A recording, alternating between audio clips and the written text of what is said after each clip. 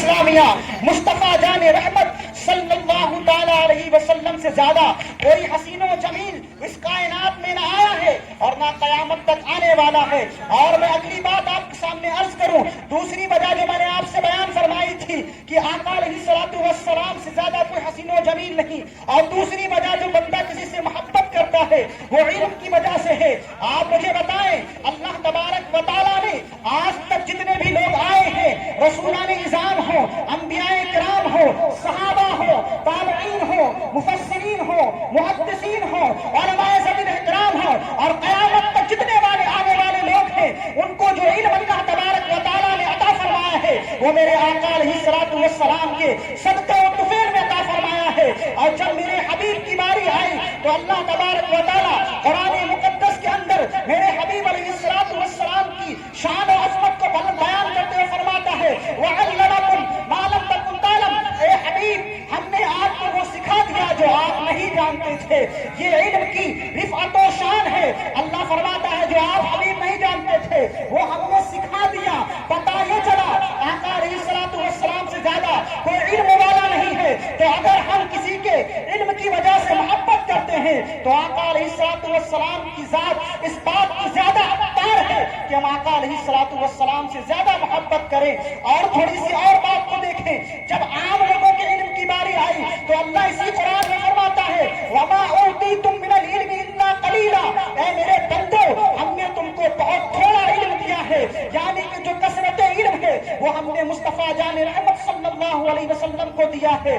اور ایک عقیدے کی بات آپ کو اور بتا دوں، آج کچھ لوگ ہیں جو کہتے ہیں کہ حضور علیہ الصلوۃ والسلام سے زیادہ علم پاگلوں کو ہے، جانوروں کو ہے۔ اور عزیزان ملت اسلامیہ میں آپ کو بتاؤں، یہ عقیدہ ہے کہ اگر کوئی بندہ کسی بندے کو یہ کہے کہ اس بندے کا علم حضور علیہ الصلوۃ والسلام سے زیادہ ہے تو یہ توہین ہے۔ مثال کے طور پر اگر کسی نبی کے بھی حسن کو یا اس کے علم کو آقا علیہ الصلوۃ والسلام سے تقابل کرائے اور کہے کہ مثال کے طور پر اگزامپل کے طور پر کوئی کہے کہ حضرت آدم کو جو اللہ نے علم دیا وہ آقا علیہ الصلوۃ والسلام سے زیادہ ہے، یہ آقا علیہ الصلوۃ والسلام کی توہین ہے اور عقیدے کے خلاف ہے۔ اس لیے کہ قیامت تک جس کو جو کچھ ملا ہے وہ میرے حبیب علیہ الصلوۃ والسلام کا صدقہ ہے۔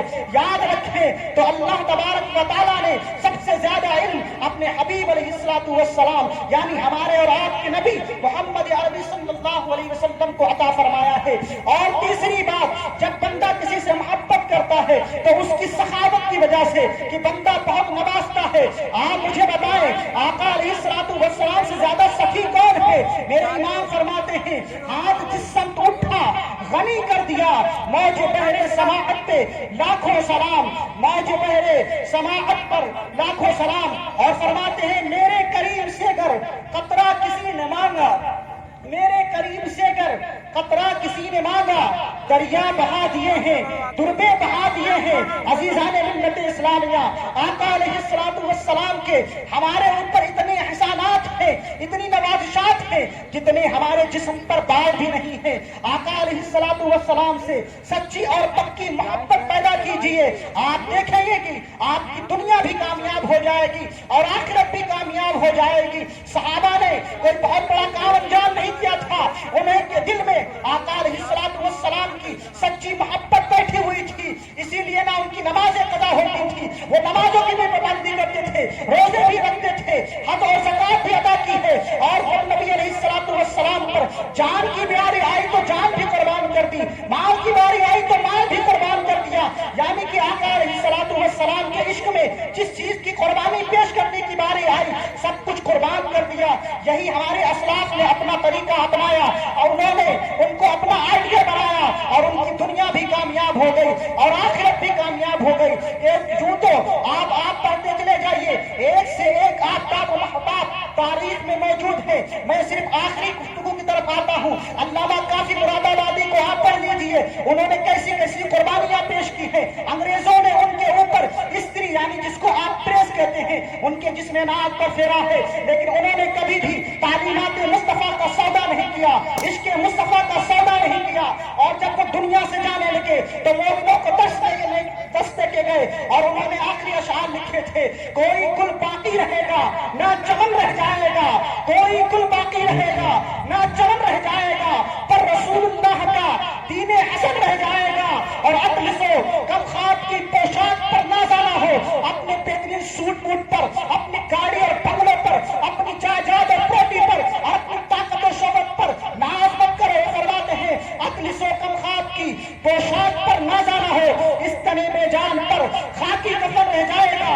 جو پڑھے گا صاحب لائلاج کے اوپر درود، آگ سے محفوظ اس کا تن بدل رہ جائے گا، اور سب فنا ہو جائیں گے کافی و لیکن حشر تک، سب فنا ہو جائیں گے کافی و لیکن حشر تک۔ نعت حضرت کا زبانوں پر سخن رہ جائے گا، نعت حضرت کا زبانوں پر سخن رہ جائے گا۔